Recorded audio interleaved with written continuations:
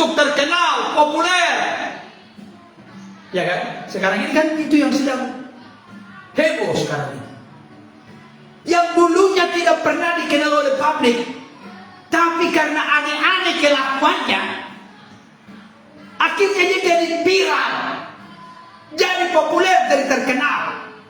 Itu juga yang ditawarkan oleh iblis kepada Yesus. Dia bawa Yesus ke hubungan baik Allah. Dia tempatkan Yesus di sana. Kalau betul engkau anak Allah, jatuhkanlah dirimu dari atas ke bawah. Sebab ada tertulis, perhatikan. Jadi ketika Yesus mengutip firman Tuhan, waduh, supaya lolos dan menang ini, iblis pun berupaya mengutip firman Tuhan, tetapi dengan maksud dan tujuan yang salah. Sebab ada tertulis, malaikat-malaikat akan menatang engkau sehingga kakimu tidak terantuk kepada batu.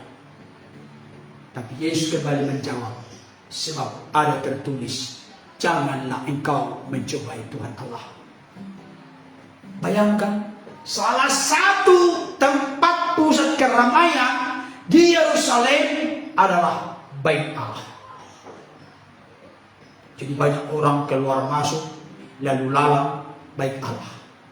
Ketika misalnya Yesus setuju menjatuhkan dirinya dari hubungan Bait Allah ke bawah, maka Yesus akan semakin tersiar, terkenal, populer.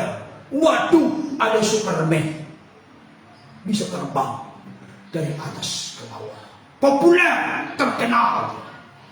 Tapi Yesus tidak mau menempuh jalan pintas. Dan bacaan kita pada kesempatan ini, Bapak Ibu Saudara, ini yang paling mengerikan. Yesus dibawa ke gunung yang sangat tinggi. Dia perlihatkan seluruh keindahan, kemegahan dunia dan segala kerajaannya kepada Yesus.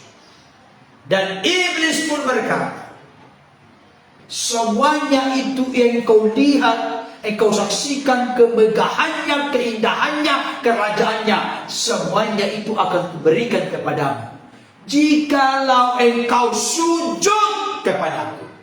Dengarkan baik Bapak Saudara, jalan pintas ini ada 3 jenis.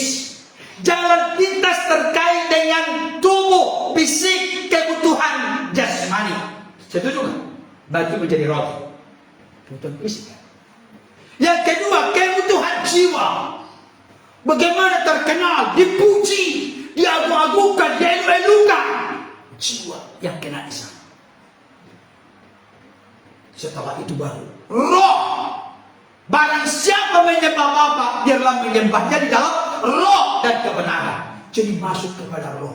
Kalau engkau sujud menyembah kepadamu, seluruh kemegahan, keindahan dan kerajaan dunia akan kuberikan kepadamu. Syaratnya satu, sujudlah menyembah kepada aku, kata iblis. Jadi Bapak Ibu Saudara, coba kita perhatikan dengan jelas, kita pahami dengan sungguh-sungguh. Maksud dan tujuan kedatangan Yesus ke dunia ini adalah bagaimana mengembalikan manusia kepada Sang Pencipta. Gambar dan rupa Allah yang telah jatuh ke dalam dosa melalui kejatuhan Adam dan Hawa rusak. Firman Tuhan berkata, tidak ada yang benar seorang pun tidak. Semua manusia telah berbuat dosa dan telah kehilangan kemuliaan Allah. Upah dosa adalah maut, kematian, keterpisahan secara kekal dengan Allah. Saudara dikasih, iblis mengklaim bahwa dunia ini segala kemegahan, keindahan kerajaannya adalah milik, dan semua itu akan diberikan kepada Yesus. Kalau semua yang ada di dalamnya termasuk manusia kan? Termasuk. Dengan kata lain, ada di sini secara eksplisit kita mengerti dan pahami. Hei Yesus, ini kata-kata iblis. Engkau tidak perlu mati di kayu salib. Pia dolorosa, tanganmu dipaku, kakimu dipaku, kepalamu dimakutai, lambungmu ditusuk, engkau dicambuk, dicaci maki, dihina, diludahi, diejek. Tidak perlu.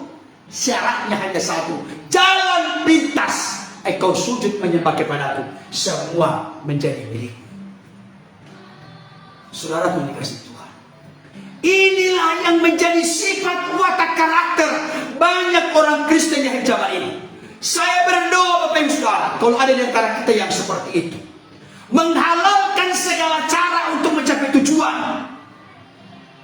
Itulah yang terjadi dulu ketika saya masih kecil dengan sebuah film Robin Hood.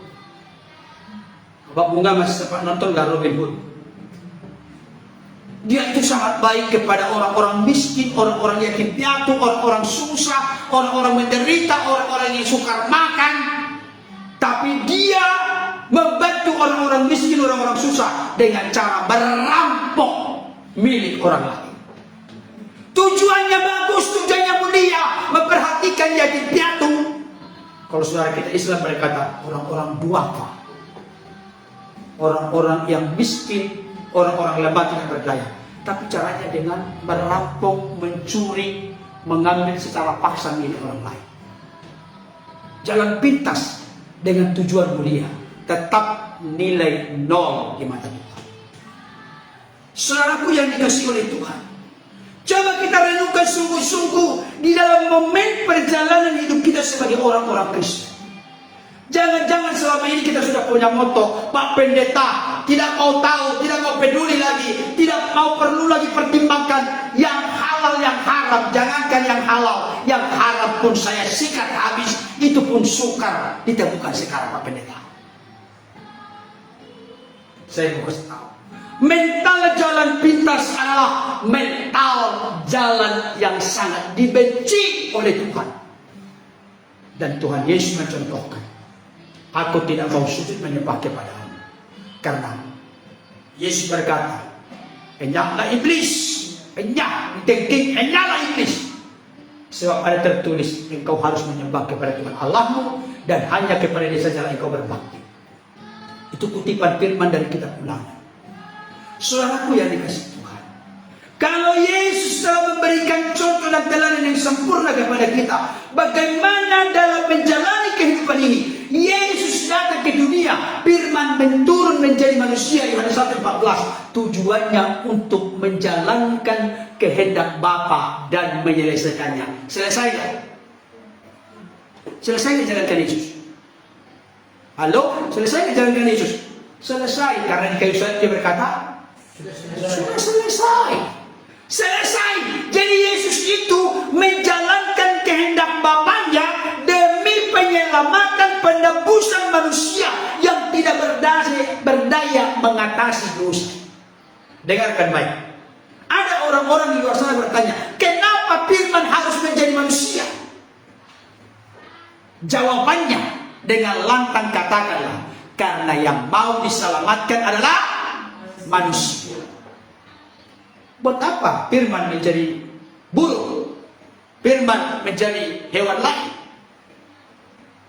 Karena yang diciptakan menurut gambar dan rupa Allah adalah manusia. Manusia kehilangan kemuliaan Allah, gambar dan rupa Allah menjadi rusak. Maka sang firman turun menjadi manusia melalui dikandung oleh Bunda Maria, dilahirkan selama 33,5 tahun di dunia ini. Dia menjalankan misi penyelamatan. Dia rela mati di kayu salib. Saudara dikasih Tuhan, coba kita kembali membayangkan tentang perjalanan hidup Yesus selama 3,5 tahun pelayanan pada kita di dunia.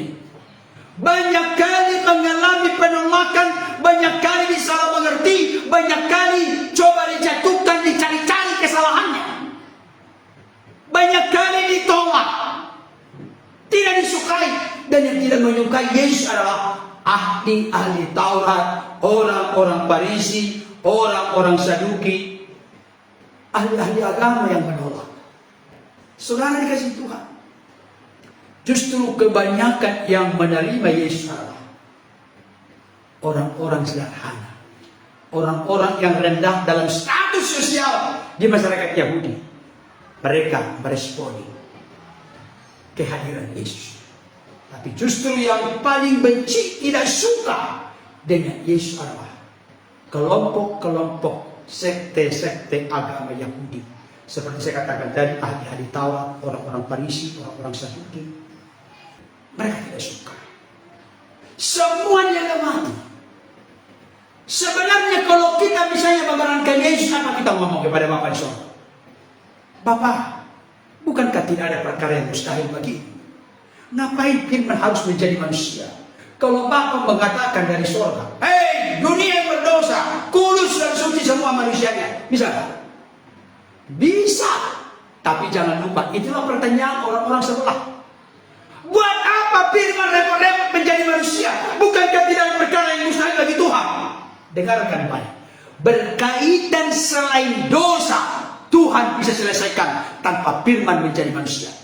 Tapi terkait dengan dosa, di sana ditemukan dua sifat karakter Tuhan yang tidak boleh tidak sinkron, harus sinkron.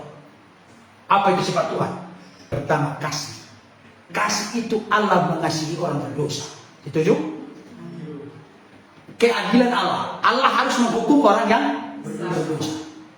Inilah yang tidak dimengerti banyak orang di dunia ini. Kenapa firman harus turun menjadi manusia? Pada mulanya adalah firman itu bersama-sama dengan Allah, dan firman itu adalah Allah. Kenapa firman yang adalah Allah harus turun menjadi manusia? Karena tersangkut dengan sifat watak karakter dari Allah yang kasih dan adil. Kasih, manusia yang berdosa diampuni. Adil, manusia yang berdosa harus dihukum. Bagaimana menyelesaikan perkara kasih dan keadilan Tuhan ini? Maka Tuhan harus merelakan, mengaruniakan dari bagian dirinya, yaitu sang firman turun menjadi manusia, namanya Yesus. Bayangkan, ada dua kata penting. Perjanjian Lama mengatakan kabot. Kabot itu adalah kekudusan, kesucian, keagungan, kemuliaan Tuhan. Kalau perjanjian baru, doksa. Makanya ada doxology. Bagi Bapa, Anak dan Roh, puji, hormat dan mulia, dulu, sekarang dan sampai selamanya. Nah, apa maksudnya? Itu doksa. Doksa itu doksologi dari kata doksa. Keagungan, kemuliaan, kekudusan hanya bagi Tuhan. Jadi Yesus dalam keberadaan sebagai firman itu penuh dengan doksa, penuh dengan kabut, penuh dengan kemuliaan. Tapi dia rela turun menjadi manusia, mengenakan tubuh kemanusiaan, membuat dirinya mau dia menjadi pribadi yang terbatas. Karena sudah ada menjadi manusia. Saudara dikasih Tuhan. Di tengah-tengah dia manusia. Bayangkan. Yang paling luar biasa. Coba secara psikologi kejiwaan, orang yang sudah kita didik 3,5 tahun, ternyata justru dia menyerahkan gurunya dengan cara mencium gurunya. Siapa itu? Yudas. Coba sekarang begini, Bapak Ibu Saudara pernah punya teman yang sangat dekat, sahabat yang sangat dekat. Ternyata teman dan sahabat yang sangat dekat itu mengkhianati kita. Gimana kira-kira? Ada yang lain berkata, udahlah, biasa aja itu. Kita sudah banyak berbuat hal yang terbaik kepadanya, tapi dia balik mengkhianati kita. Tidak pernah kita duga seujung rambut pun dia akan mengkhianati kita. Segala yang terbaik, contoh panutan telah tunjukkan kepadanya, perhatian kasih sayang kepadanya, tapi ternyata dia berkhianat. Berkhianatnya pun dengan cara yang sangat memalukan, dengan cara Yudas mencium Yesus. Kata mencium di situ adalah tanda persahabatan yang sangat dekat sebenarnya. Simbol persahabatan yang sangat dekat itu dipakai oleh Yudas untuk mengelabui Yesus. Jadi dari sini pun jelas terlihat Yudas itu tidak paham, tidak mengerti, tidak kenal dengan Yesus. Karena dia pikir dengan cara mencium dia bisa memanipulasi Yesus. Ternyata Yesus tahu, kawan, untuk itu kau datang. Langsung tahu. Saudara, dia dikhianati.